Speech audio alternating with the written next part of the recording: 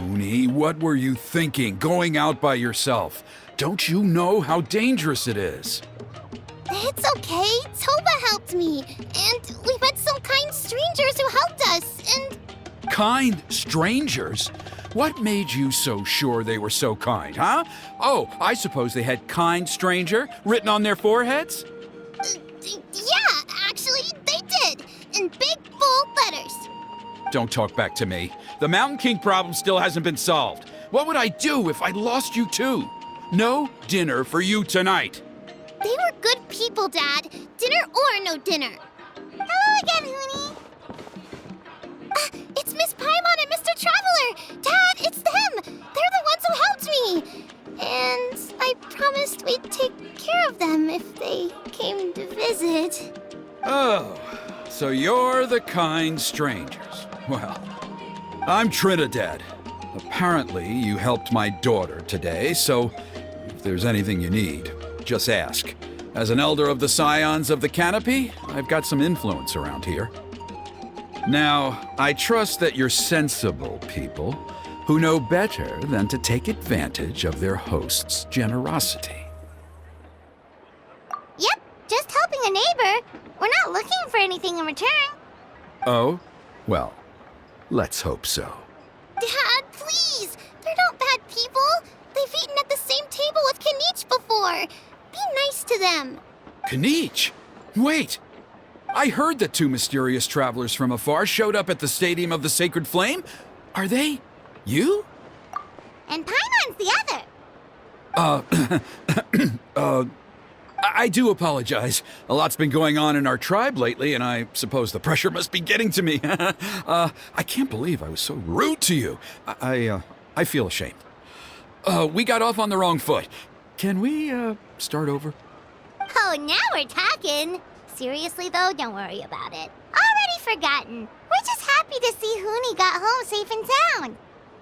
Oh, you just arrived, I take it, and it would be my honor to give you a hero's welcome tonight. Careful now. That's quite an about-face. We've heard that kind of thing can lead to spontaneous combustion around these parts.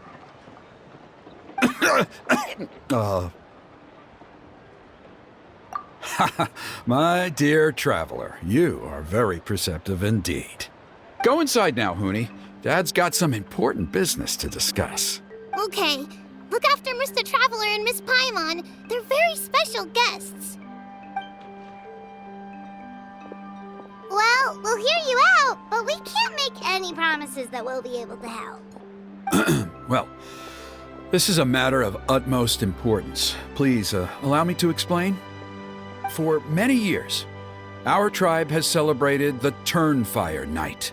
It is a traditional ceremony among the Scions of the Canopy in which we remember our ancestor, Burkina, and his companion, Kangamato, the Mountain King. Burkina was a hero who bore the ancient name Malipo, and Kangamato was a powerful Yumkasor warrior. Together, they fought against the Abyss. They were victorious, but it came at a great cost. Burkina paid with his life. The Mountain King survived, but was contaminated by the Abyss, and he remains in hibernation to this day. Normally, Yumkasors never live longer than a century. It is possible that the Abyssal Power is responsible for his unnaturally long lifespan. Oh, that's right. The Mountain King is a living symbol of our glory, but even this glory comes at a price. The Abyssal Power inside him is highly sensitive, and when it is disturbed, he awakens and flies into a blind rage, attacking anything that moves. So, besides the ceremony, another important part of Turnfire Night each year is cleansing the Abyssal Power inside the Mountain King so that he will remain sound asleep. However, Abyss-related incidents have been on the rise in that land lately, as I'm sure you're both aware. As a result, it has become increasingly difficult to keep the Mountain King in hibernation. Only 5 months have passed since the last Turnfire Night, and he's already showing signs of instability. Has he woken up again? He has. We managed to contain the situation by performing a makeshift ceremony right away, but it was a close call. He could reawaken at any moment. Also, he attacked and wounded my companion, Nana, during the ceremony. She became contaminated by the abyss as a result, and... We heard. Such a tragedy. We're really sorry for your loss. Yes, and Nana wasn't the first. Anyway, right now we're preparing for an exceptional Turnfire Night ceremony, and we need to find a suitable flame bearer. From what I've heard about your adventures, I believe you would be perfect for the role. Of course. Plus, he's a bona fide hero who inherited the Malipo name. Oh, you mean Kinich? Yes, he's the one. A hero, worth his weight in gold. And unfortunately for us, he's all too aware of that. No prizes for guessing what he said when I asked him to host a Turnfire Night outside of the annual schedule. An exceptional ceremony? Oh, I'll have to charge an exceptional price. I swear, no other concept exists in that boy's brain. I'm not the one to usually talk about people behind their backs, but I'm convinced the Wyab got hit on the head and took a wrong turn the day it chose to give that ancient name to him. I mean, have you ever heard of a hero whose mantra is, "What's your asking price?" Oh, and don't get me started on that insufferable Ahau he hangs around with. Thinks he's God's gift to mankind. Pompous fool. Yeah, Paimon has to agree on that last part. Anyway, the fact is, the ceremony can just as easily be done without him as long as we can find someone else. And besides, you two seem like much better candidates. So, what do you think? Wonderful! I can't thank you enough. Huni was right about you. You have kindness in your hearts. Come with me to the other side of the mountain. I'll bring you up to speed on each step of the ceremony. As experienced warriors, I'm sure you'll pick it up in no time.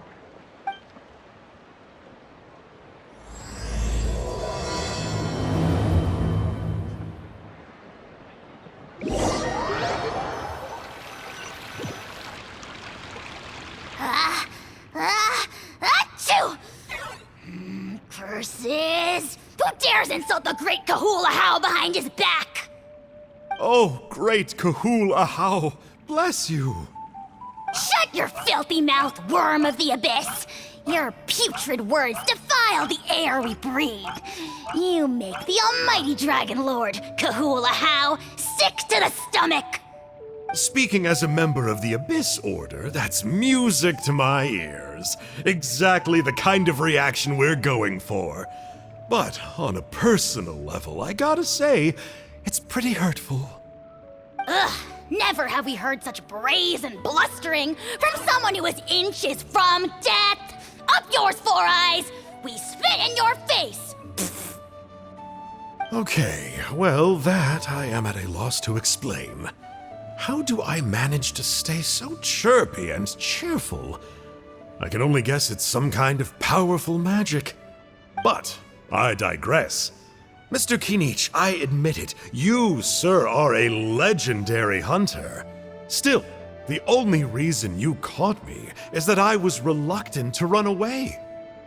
You see, I'm very interested in the lore of your tribe.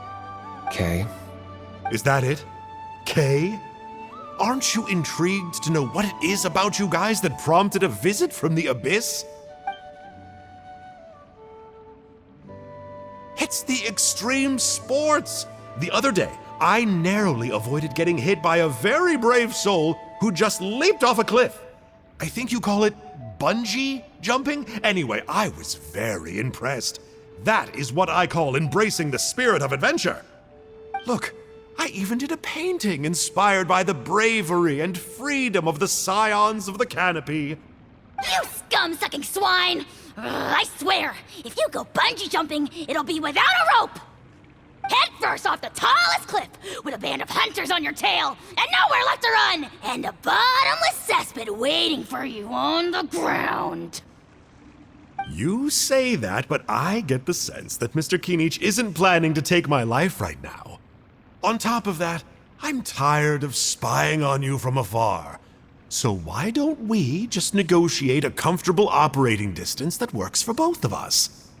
I've heard that the most important thing in human relationships is to respect each other's boundaries. What do you say, Mr. Kinich?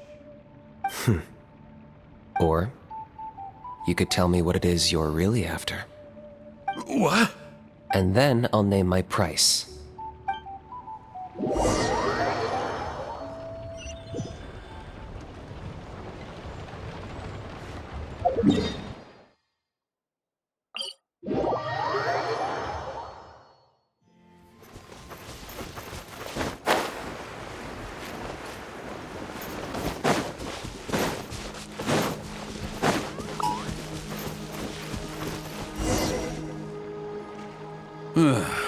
The Abyss contamination is back. No surprises there. No doubt that explains the Mountain King's recent activity. See those torches over there?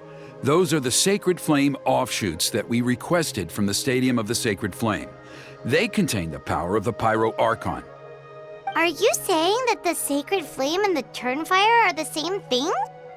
Well, for ceremonial purposes, at least. Sending someone to the Night Kingdom to retrieve the legendary Turnfire isn't exactly an option. More to the point, though, the Sacred Flame is able to burn away abyssal filth, so that's why we use it in the ceremony. Gotcha! So basically, we just need to clean up the filth with the Sacred Flame. Well, that's one part of it, yes, but the complete ceremony is a bit more complicated than that. First, the flame bearer must collect a kindling of the sacred flame from the starting point, then use a grappling hook to fly up into the sky and light each of the sacred flame pillars. Then, they must go down into the canyon, all the way into the cave where the Mountain King slumbers, lighting braziers and the final altar along the way.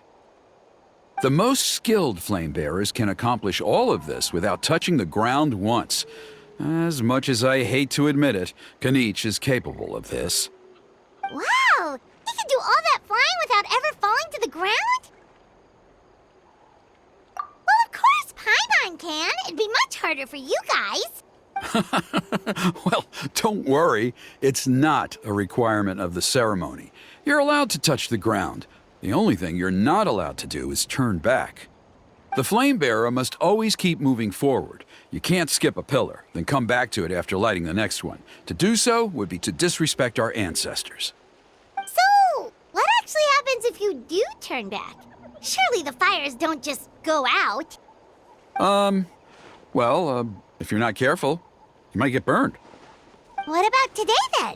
Does the same rule apply? Oh no, don't worry. Today is just a practice. The order doesn't matter. You just need to take the sacred flame, cleanse the filth, then go light all the braziers.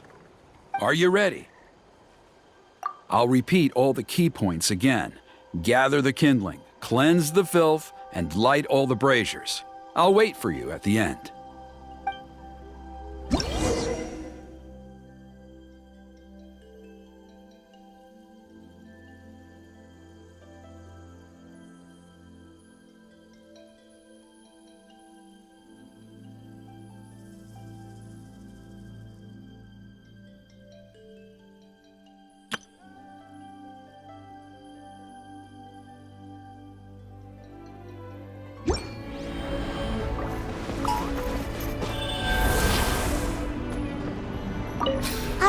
Let's use this kindling to complete our mission.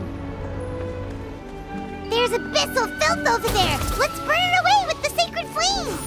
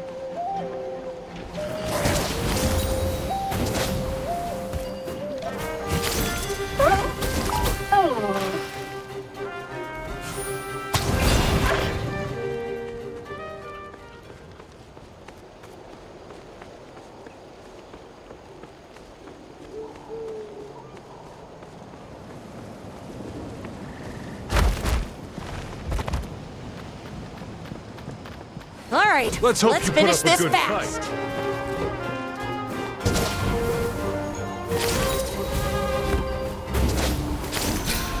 That should be all the braziers. Let's regroup with Trinidad.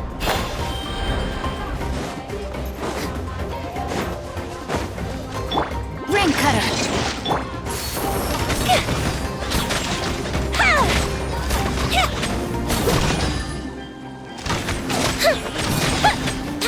That was quick. Let's finish this next time.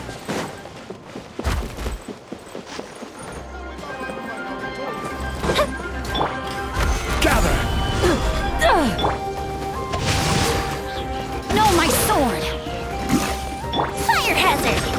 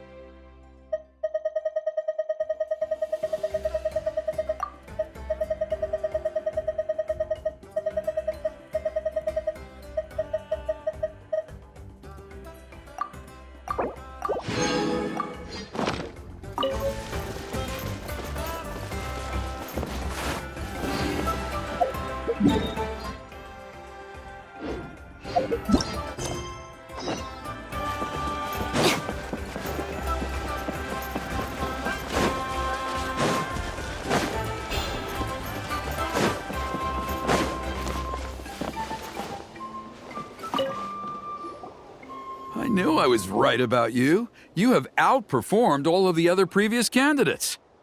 If there was an ancient name for outstanding flame bearers, I'm sure the Wyab would consider you for the honor. Yeah, although it would probably take Paimon quite a bit longer. All right, now there's still a few days left until the ceremony, and I should probably get back so I can inform the chief and the other elders that I have found the flame bearer we need.